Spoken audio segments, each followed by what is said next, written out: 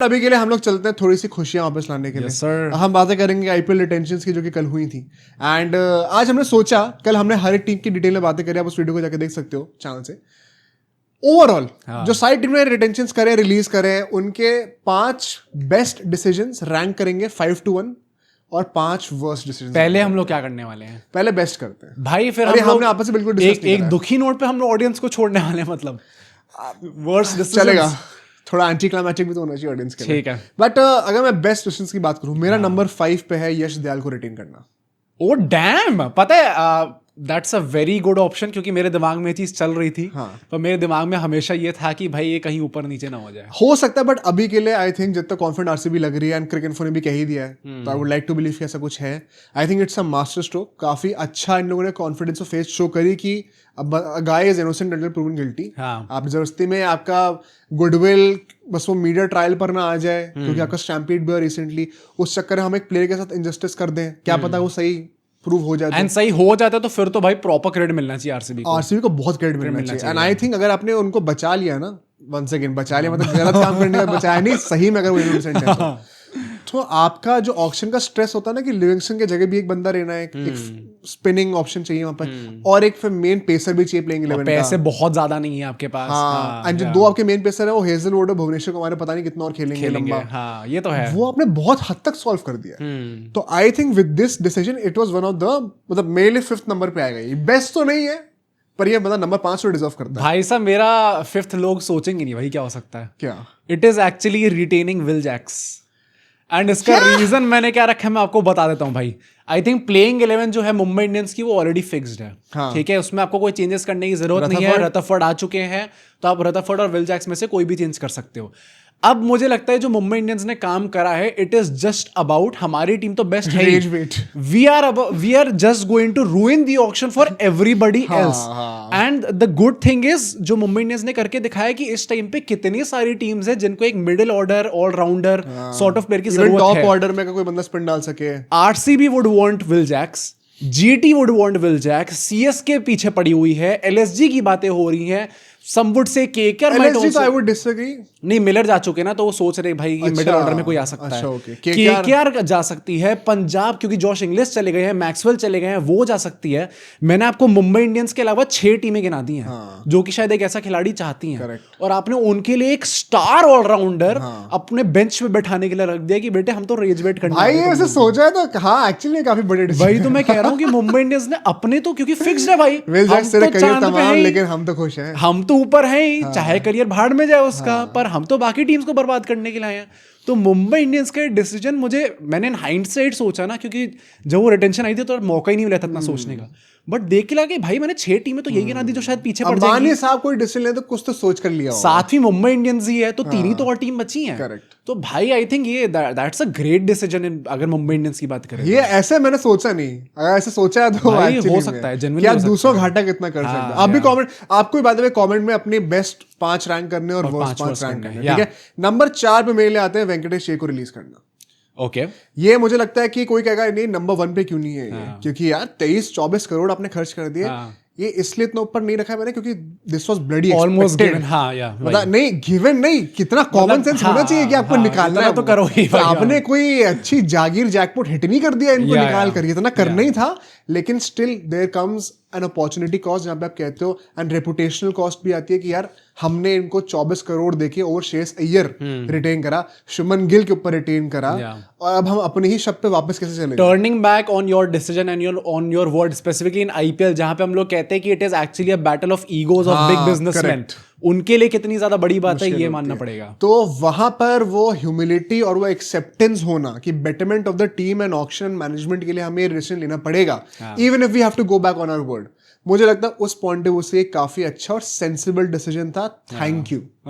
Thank you sir, obvious था पर ठीक है, थैंक यू सर। कर दिया। मैंने नंबर 4 पर डाले हैं ईशान किशन को रिटेन करना। ओके, एंड मैंने इसलिए डाला है क्योंकि see I get 11.25 crore is a lot of money. But मुझे ऐसा लगता है कि आप कुछ भी कह लो, wicket keeper, Indian top order batter, ऐसे बहुत ज्यादा लोग हैं नहीं जो कि इस टाइप का पोटेंशियल रखते हैं और इस टाइप पर डिलीवर कर सकते हैं। तो मुझे लगता है SRH ने the good thing about them is, क्योंकि अगर वो ऐसा होता ना कि भाई अगला सीजन आया और हम भी नए बन गए, न्यू सीजन न्यू में, और हमने अपनी आइडियोलॉजी पलट दी, तो मेरी पैट कमिंस के लिए और SRH इन जनरल टीम के लिए काफी इज्जत खत्म हो जाती है। बट उनने अभी भी जिस तरीके के उनके रिलीजेस रहे उसके हिसाब से देख के लगता है अपना कोर रिटेन करना चाहते हैं, स्पेशली बैटिंग में वो आइडेंटिटी बिल्कुल चेंज, वो अपना माइंडसेट सेम रखना चाहते हैं, वो अपना टेम्पलेट सेम रखना चाहते हैं। एंड सो आई थिंक कि अगर ईशान किशन को एक ही सीजन के बाद अगर वो रिलीज कर देते, मेरे लिए थोड़ा सा रिएक्शनरी हो जाता। आई थिंक उनको रिटेन करके उन पे विश्वास दिखाना for at least one more season, that might be. Plus buyback भी नहीं कर पाते, नहीं, हाँ, केकेआर वो 50 करोड़ फेंक देते फेंकने, कोई भी विकेट कीपर बैटर अगर कोई टीम रिलीज करेगी मिल जाए, उनको पहली पता चल उन्होंने जाएगा। अपने तीनों विकेट कीपर बैटर निकाल दिए, कर दिया, हाँ भाई। तो आई थिंक उस हाइंडसेट में it is a waste Ishan Kishan को रखना, मैं मानता हूं इस चीज को। नंबर 3 पर मेरे लिए आते हैं नटराजन को रिटेन करना।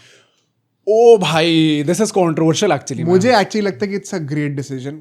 मैं भी अश्विन जी की वीडियो देखा था, उन्होंने कहा था कि यार रिसेंटली TNPL में कुछ बहुत ज्यादा खास परफॉर्म नहीं करा है, but I am sure DC ने उनके साथ बातें करी हैं, अलग से कैंप्स भी करे होंगे, और उनका पूरा सिचुएशन एंड फिटनेस असेस करने के बाद ही डिसीजन लिया। जो जर्नलिस्ट ने चीज रिपोर्ट भी करी कि एक प्रॉपर मीटिंग बैठी थी स्पेसिफिकली टू एड्रेस दिस। अच्छा, जो पूरी चीज है कि नटराजन को हम लोग रिलीज करे ना करे, बाकी सबका मोरलेस गिवन था कि करेंगे ही करेंगे, बट नटराजन करे ना करे इस पे मीटिंग बैठी। एंड अगर वो रिटेन हो रहे हैं, I am expecting him to be in the playing 11। अब भाई अगर अब भी नहीं हुआ, एंड मोहित शर्मा जितना अनफॉर्चुनेटली डिग्रेड हुए थे last year, I think it could be a massive upgrade, जिसके लिए आपको एक्स्ट्रा पैसे देने ही नहीं पड़ रहे, आपके स्क्वाड में ऑलरेडी बैठा हुआ था वो बंदा। तो बहुत ही सेंसिबल डिसीजन है। इनफैक्ट अब केविन पीटरसन तो क्या क्या ट्वीट करने लग गए भाई, मैं वही कहने वाला था भाई, उस बंदे ने I am so happy that DC have retained trust. भाई तू मेंटर है, तेरे को पता नहीं है क्या? भाई जस्ट इमेजिन, मतलब डीसी फ्रेंचाइज में क्या चल रहा है और उनकी मैनेजमेंट कैसे काम करती है कि आपके मेंटर को ट्वीट करना। हाँ, ओ भाई क्या चल रहा है? राहुल के लिए भी ट्वीट आया ये वाला। कप्तान मेंटोर इनको बता तो दो एटलीस्ट क्या करने वाले हो भाई, कि उसको ट्वीट करना पड़ रहा है। क्या वो मीटिंग में नहीं थे क्या? भाई मुझे भी लग रहा भाई देख के। बट ठीक है, मैंने थर्ड पर डाला, and actually it is related to DC only. मेरे लिए मैकगर्क को रिलीज करना वाज नाइस। मैं भी सोचा था कि मैंने नटराजन को इसे रखा because McGurk was more obvious कि उसको हटाना कह सकते हैं। मुझे सबसे 9 crore is too much for McGurk right now. शायद जब आपने लिए थे तब आप कह सकते थे कि भाई जो सीजन पंजाब फेंकेगी बेटा, भी तुम रुको, मैकगर्क क्यों पढ़ना। पिछले साल भी चाहते थे वो पंजाब भाई, पर ये इनकी बनी बनाई टीम, इनकी ओपनर्स बने बनाए। ये प्रभ सिमरन को अभी संजू सैमसन से रिप्लेस करने वाले थे, मैकगर्क की लाने की बातें कर रहे हैं। आई डोंट थिंक इनको लाना चाहिए, बट मैं इन जनरल कह रहा हूँ कि IPL 2024 के बाद से मैकगर्क का ना IPL में फॉर्म आया है, ना ऑस्ट्रेलिया के लिए फॉर्म आया है, कहीं पे भी उस बंदे की बैटिंग निकल के नहीं आई है। तो उसको रिटेन करना at this point of time would not have been good. Plus मुझे लगता है कि ये जो पैसा इनका 9 करोड़ इकट्ठा हुआ है, टोटल 21.8 करोड़ जो इनका इकट्ठा हो गया है, इसके चलते एक अच्छा खासा ओपनर टीम में ला सकते हैं। Just to give you all some names, Quinton de Kock release हुए हैं, रचिन रविंद्र रिलीज हुए हैं, तो इन सबको एक काफी सस्ते प्राइस में लाके रिप्लेस कर सकते हैं। हाँ, मतलब ऐसा सोचा तो it was a bloody obvious thing, but thank you कि आपने करा। नंबर 2 पे मेरे लिए आते हैं Rajasthan Royals. Oh damn, the decision कि आपने फाइनली इस चीज को रियलाइज करा कि 2 फॉरेन स्पिनर्स आपके प्लेइंग इलेवन में नहीं हो सकते, एंड हसरंगा और थिक्शाना को आपने रिलीज करा है, and you are moving towards an Indian focused spin attack जिसमें जडेजा ऑलरेडी आ चुके हैं। It's a decision in the right step because it opens up a position for Donovan Ferreira या Sam Curran in the playing 11 जब batting की बात हो रही होगी, तो ऑलराउंडर्स वहां पे ठूस सकते हो भाई। ऑल्दो हासरंगा को करना थोड़ा अजीब नहीं था यार? नहीं होगा तो बाय बैक कर लेना। हाँ, वैसे भी अभी तो रवि बिश्नोई भी आ रहे हैं। ओह हाँ, रवि बिश्नोई भी आ रहे हैं। May be you can go all out for him. मतलब कुमार कार्तिक को भी आपने रिलीज करा, उसको बाय बैक कर लेना। मतलब स्पिनर्स आ रहे हैं मार्केट में, कम नहीं है कुछ। बहुत ऐसा नहीं होगा कि आपकी टीम डाउनग्रेड हो जाएगी बहुत ज्यादा, उसी लेवल पे होगी, उससे बेहतर ही होने वाली है टीम। आई रियली अप्रिशिएट कि राजस्थान रॉयल्स को फाइनली चीज एक्नॉलेज करने को तो मिला, जो कि मैं समझ में नहीं आता लोग कैसे कर सकते हैं। भले ही उसके लिए उनके CEO का बलिदान लगा हो, राहुल द्रविड़ का बलिदान लगा हो, संजू सैमसन का बलिदान लगा हो, बट एटलीस्ट समझ में तो आ गया। समझ में तो आया, ये तो मानना आपको भी समझ जाना चाहिए अब तक कि सब्सक्राइब करना है, करना चाहिए, कर दो यार, समझ जाना चाहिए, सब्सक्राइब करना बनता है भाई। अब मेरा जो सेकंड होने वाला है भाई, this is a bit controversial. क्या? It is releasing Matheesha Pathirana. ये तो मैं ठीक लग रहा है मुझे। एक्चुअली में लगता है कि problem one of those few guys who support this decision, क्योंकि मुझे लगता है कि ऑफ लेट अगर आप देखो ना, श्रीलंकन मैनेजमेंट उनकी उतनी इज्जत करती है एज अ प्लेयर, ना CSK ऑफ लेट कर रही थी। जितने रन्स वो डेथ ओवर्स में रिलीज करते थे, जितने रन्स गिव अवे करते थे, जितनी वाइडे वो डालते थे, आई थिंक ऑफ लेट थोड़े ओवर रेट हो गए थे वो। 13 crore for Pathirana I think थोड़ा ज्यादा था।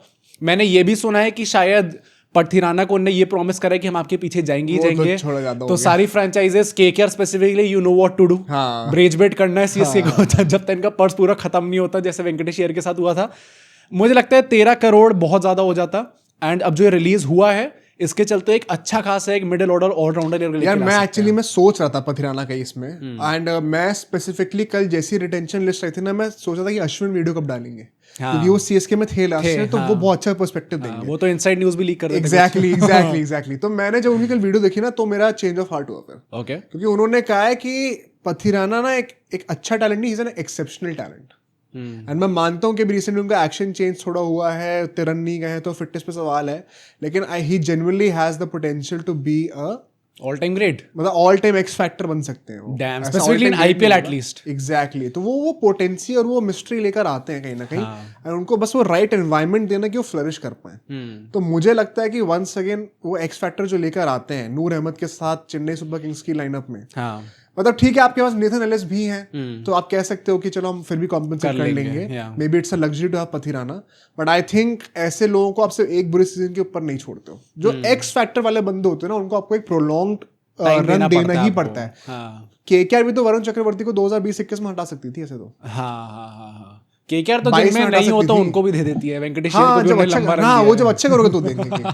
तो मुझे लगता है कि मैं तब से थोड़ा सा कन्विंस था कि हाँ यार एक्चुअली में कह सकते हैं भाई, I think I get this point of view as well कि शायद उनको रिटेन कर सकते हैं। But number 1 decision, yes sir, आज क्या हमारा सेम होने वाला है? मुझे भी लगता है सेम ही है भाई। रसल को रिलीज करना, भाई it takes a lot of guts कि आप अपने, मतलब मुंबई ने पोलार्ड के साथ करा था और केकेआर कर रही है रसल के साथ, and it is a step in the right direction. आपको फाइनली समझ में आया, आपकी बुद्धि में बात घुसी कि 2 वेस्ट इंडीज आपको पूरी जिंदगी भर कैरी नहीं कर सकते। आपको आगे बढ़ना है और कैमरून ग्रीन को इससे बेहतर कोई मौका नहीं मिलेगा। ये ओपन फील्ड है केकेआर के लिए। मुझे लगता है स्पेसिफिकली जब हम किसी फ्रेंचाइज की बात करते हैं एंड इन आईपीएल, क्योंकि ये जो लॉयल्टी वाली चीज है ना, ये बाकी स्पोर्ट्स लाइक फुटबॉल में उतना महत्व नहीं दिया जाता है इस चीज को, बट आईपीएल में teams are very attached to their players.